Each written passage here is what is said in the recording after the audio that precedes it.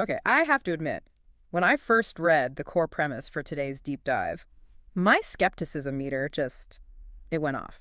I can see why. The text opens with this seven-word grenade.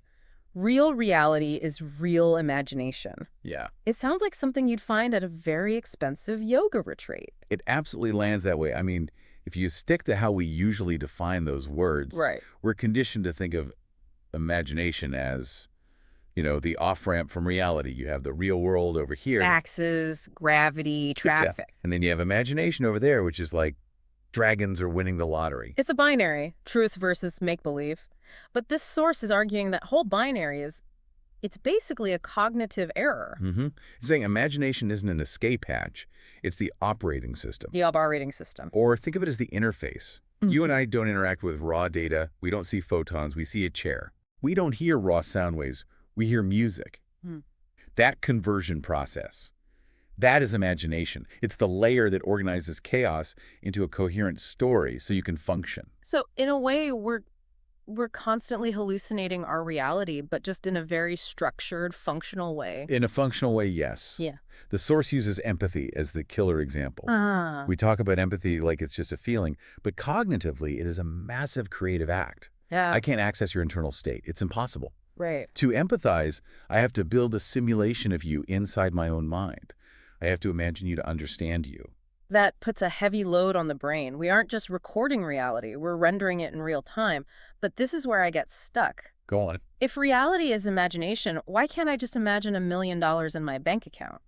Or that I can walk through a brick wall? And that is the crucial pivot point. There's a hardness to the world that doesn't care what I think. The text isn't saying the external world doesn't exist. It's introducing the concept of feedback. Reality is what happens when your imagination bumps into constraints. So the wall is the feedback. The wall is the feedback.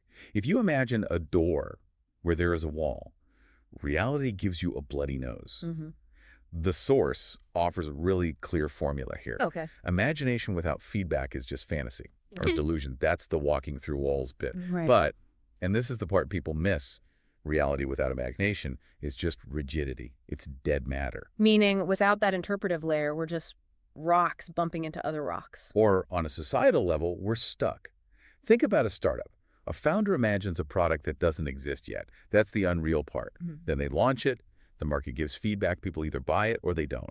That feedback loops back into the imagination. They adjust. And eventually, the imagined product becomes a real part of the economy. It stabilizes. So reality is just the imagination that survived the stress test. That's a fantastic way to put it. It's a sorting mechanism. Mm. But this brings us to the part of the text that I found most unsettling. It's about why systems built on control often see this as hostile. This connects back to that formula, right? Reality without imagination is rigidity. Exactly. If you're a system built on control like an authoritarian government, you want rigidity. You want inevitability. Control systems need the story that this is the only way things can be. They present their reality as this fixed, heavy object you just have to accept. And imagination is dangerous to that. It's dangerous not because it's whimsical, but because it's an engine for alternatives. It breaks the spell. If I can imagine a different way of living, then the current way isn't a law of nature, it's just a choice someone else made. And that is why you see those systems trying to sever that feedback loop. They don't want the feedback that their system isn't working, and they certainly don't want the imagination that could fix it. Because reality isn't a fixed object. It's a living process. Mhm. It's ontological.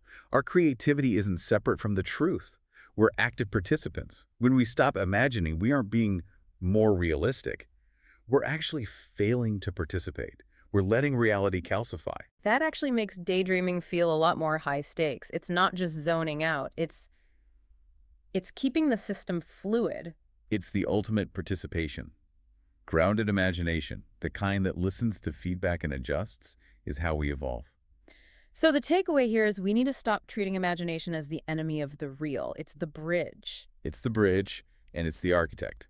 And I want to leave you with the final line from the source, which just completely flips the perspective. Okay. We think we're the ones doing the imagining, but the text concludes, reality imagines itself through us. Wow, that's going to keep me up tonight. A lot to process there. Thanks for taking the dive with us. Always a pleasure.